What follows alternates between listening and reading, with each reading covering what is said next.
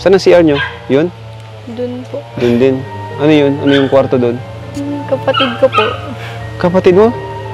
Ba't may kapatid ka dyan? Ano po siya? Naggawa po ng sarili niya kasi hindi po kasya. Grabe. Gumawa ng sarili yung kapatid niya kasi di na kasya dyan sa bahay na yan. Isang kabataan na naman po ang ating natulungan at nabigyan ng pagmamahal. Siya si Jaja, isang estudyante na pinagsasabay ang pagtitinda ng saging at mani para may maibaon sa school. Dito sila nakatira sa sira-sira at maliit na bahay na ito. Si Jaja ay umaawit sa simbahan at dito siya kumukuha ng lakas at inspirasyon sa buhay kasama ang kanyang kuya.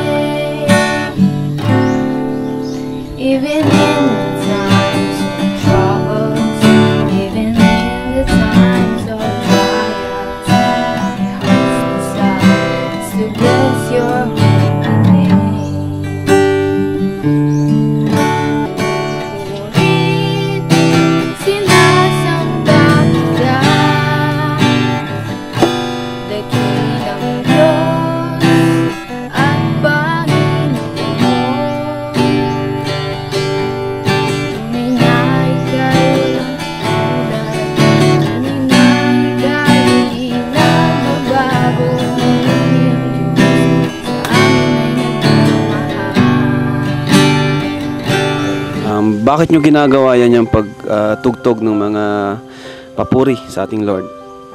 Kasi po, dahil alam namin na ang buhay, ang purpose ng buhay ay talagang dapat maglingkod sa Diyos, una sa lahat. Sa pamagitan ng mga awitin. Ibigay tayo mga kalingap sa pamilya ni Jaja, no? Deserve talaga na matulungan. Bigay po nila Kuya Rab. Maraming salamat po. Thank you po. Salamat po. Iyak kayo, Nay. Ano po, kumbaga talagang napakabuti po ng Panginoon kasi talagang minsan po, kumbaga talagang ang Diyos po ay sumasagot sa panalangin. Napakabuti ng Panginoon. Salamat po.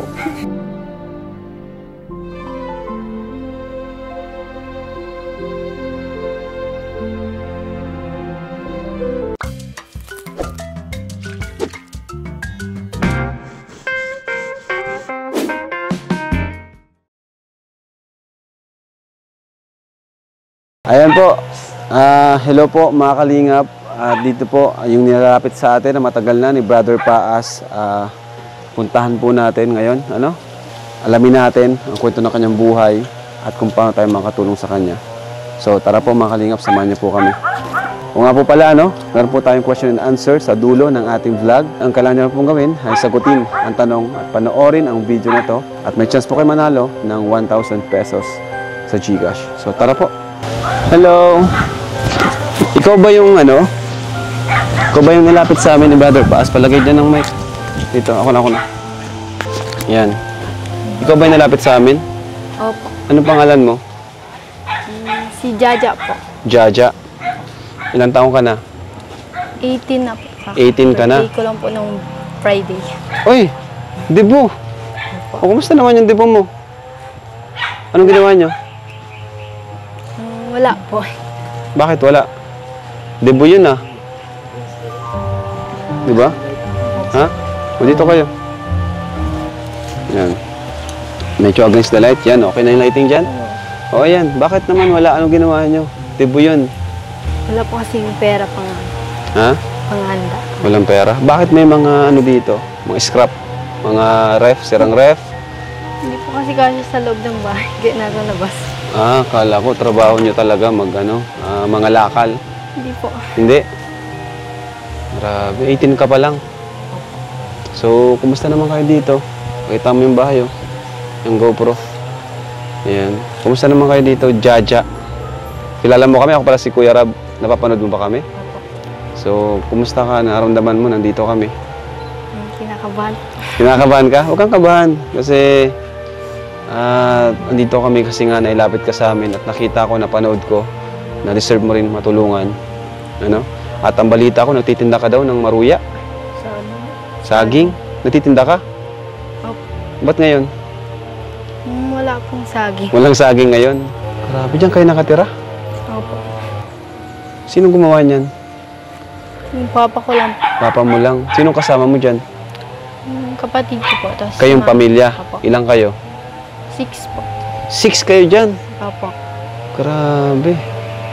So, kumusta naman, Jaja? Ano yung kalagayan nyo dyan? Saan kayo nahirapan sa araw-araw?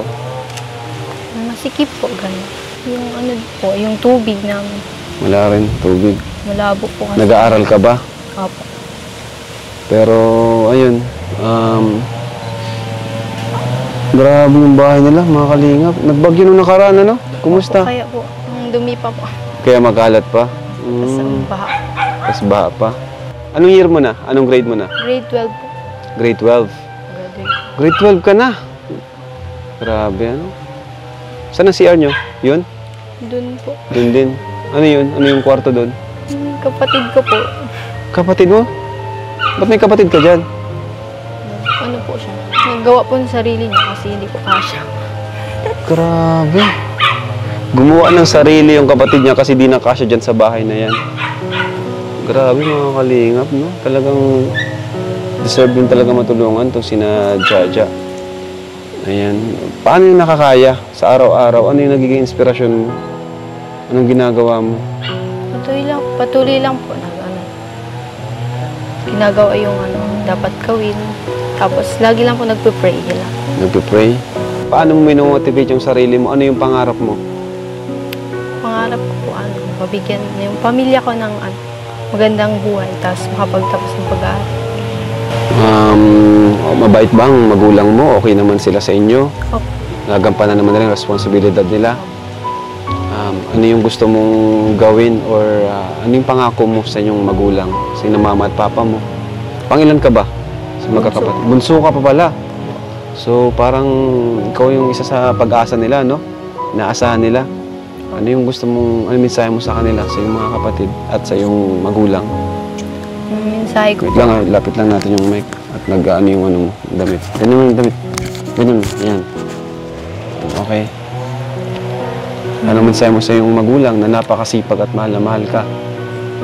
ang mensahe ko po is ano, gagawin ko po yung best ko sa pag-aaral para matupad yung pangarap ko at matulungan sila. Sa magulang ko at sa mga kapatid ko, palagi kayong mag-iingat sa anumang ginagawa. Mahal na mahal ko kayo. Ba't ka naiiyak? Bakit grabe na ba yung sakripisyo nila sa inyo? Opo. Gaya ng ano bang trabaho nila? Wala pong trabaho.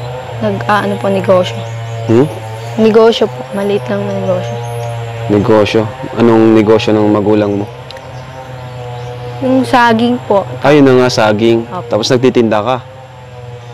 Pag minsan po. Tapos yung ano po, pagmamani. Pagmamani. So, Yun lang. ano yung nyo, kinakain nyo sa araw-araw? Saan kayo kumukuha ng pang saing na bigas, pang ano? Doon po, sa kita ng negosyo po namin. Paano pag kinulang yun? Minsan po yung mga kinakain namin, kinuha po namin sa tanim namin. Ito, yung mga halaman Ano dyan. po, kaso po, nabagyo ngayon. So, check na natin dito. Tara, una ka. Di naman kayo mapasok dito lang. Oh. Kalat. Grabe guys, oh. Nilagay. Baha din sa loob. Inabot po ng baha. Kung nasaan pa lagi ito? Ha? Inabot po ng baha. Inabot ng baha. Sino nandyan? Kapatid mo ko kayo? Po. Kapatid kayong dalawa? Lahat kayo kapatid? Hindi po, mama ko po yung ano. Grabe, oh. Hello po. Grabe guys, no? Nagigitara ka to eh? Kapatid mo siya? Ikaw, nagigitara ka? Siya, nagkitara ka? Opo.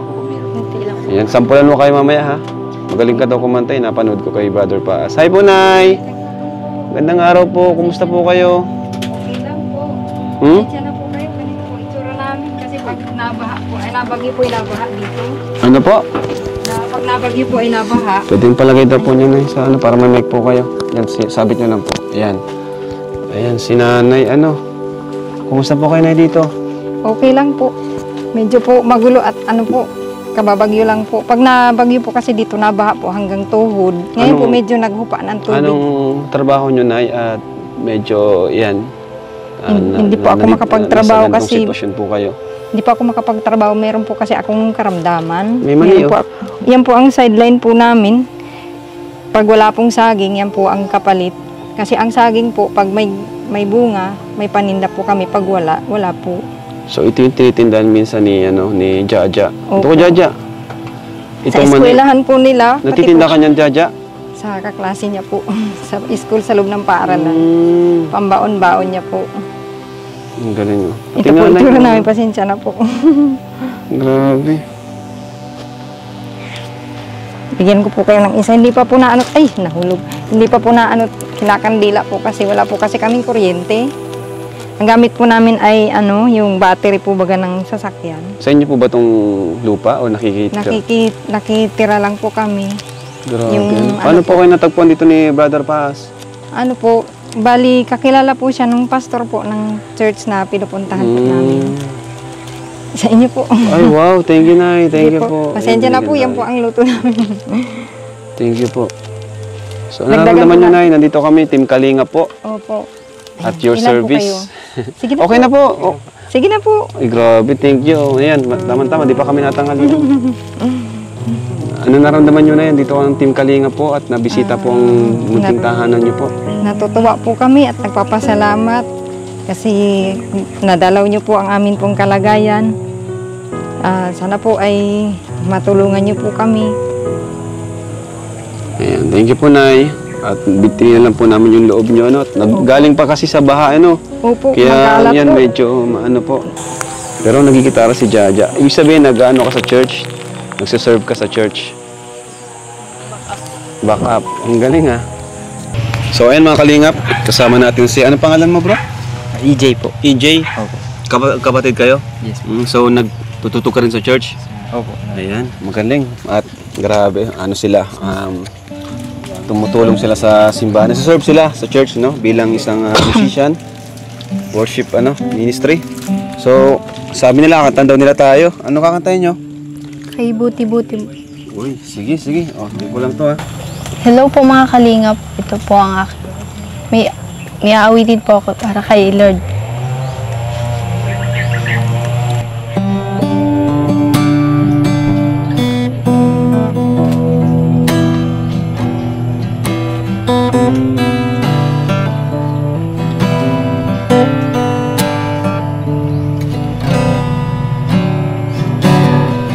Buti-buti mo, Panginoon, sa lahat ng oras.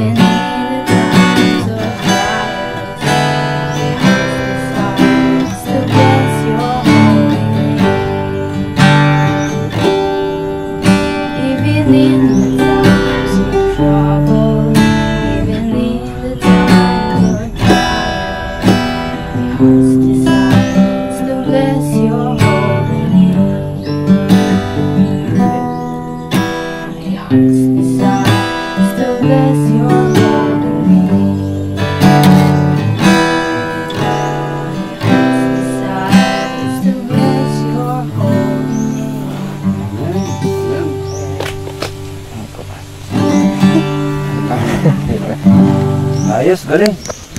Galing niyo bro ah. Ilan taon ka na bro? Mga 21 na po. Mga 21 ka na. At kailan saan nyo natutunan yan yung pag-gitara at pag worship kay Lord? Ano po, nung grade 5 pa po ako, nagigitara na po ako. Pero ano lang po yun, paminsan-minsan lang po. Natuto po ako kay kuya, tapos sa YouTube din po. Okay. Bakit nyo ginagawa yan yung pagtugtog ng mga papuri sa ating Lord? Kasi po, dahil alam namin na ang buhay, ang purpose ng buhay ay talagang dapat maglingkod sa Diyos, una sa lahat. Sa pamagitan ng mga awitin at yung mga instrumento po para makapaglingkod sa Diyos. Sa pamagitan po ng mga gitara, drums, yan po. Sa tingin mo ba itong nakilala nyo yung Team Kalingap, sa tingin nyo ito ay gawa din ng Panginoon? Opo naman po, kasi alam po namin na marami po kayong natutulungan na tao at para sila po ay tunay na makaangat rin sa buhay. Yan po. So, yung kapatid mo si Jaja, napakasipag at nagtitinda siya ng kahit ano, no, para lahat kayo nagtutulungan dito, tama ba? Ayaw po. Ano yung pangarap mo, EJ, sa inyong pamilya at sa iyong kapatid na si Jaja? Sa aming pamilya po, siyempre po gusto ko na maging maayos yung magiging buhay po namin sa aming financial, sa aming negosyo, na yung pagtitinda rin po ng saging at yung ano po namin na negosyong mani po. Opo.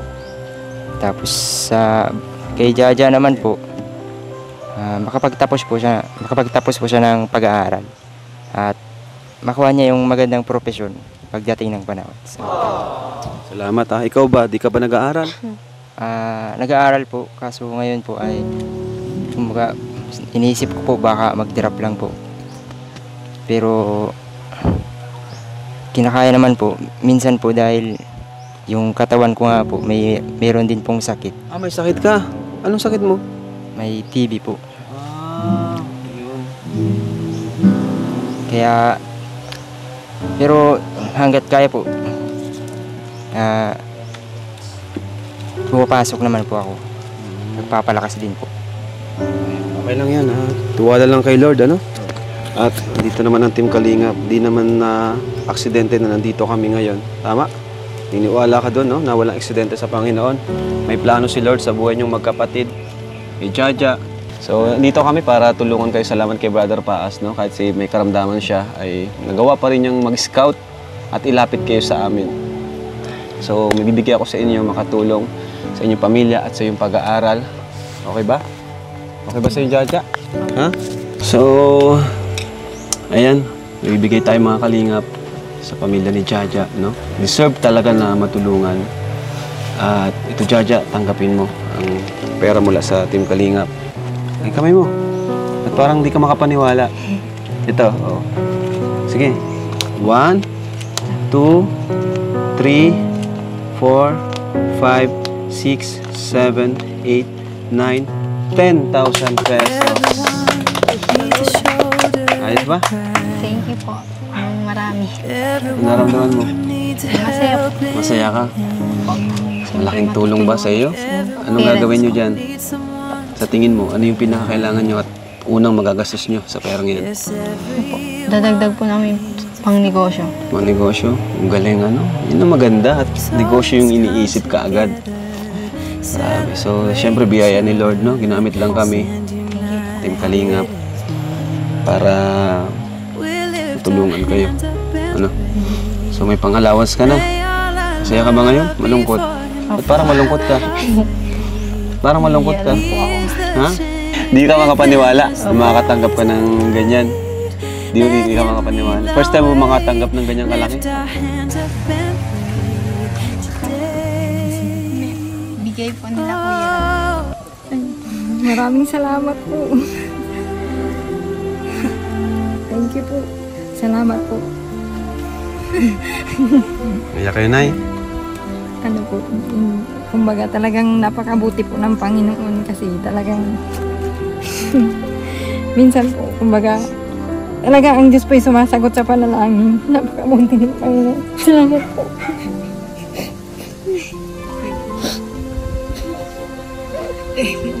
Kasi minsan po, halos minsan wala talaga kaming makain.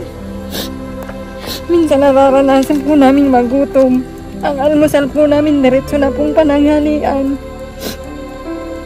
Minsan po saging ang baon nila sa eskwelahan. Minsan walang pamasahe. Saging po ang baon. Yung turon, ginagawa pong pambaon. Tapos yun na rin po, almusal nila minsan. Nagawa na rin tuloy si Jaja. Totoo po yan. Ba't ka naiyak, Jaja? Masaya ka?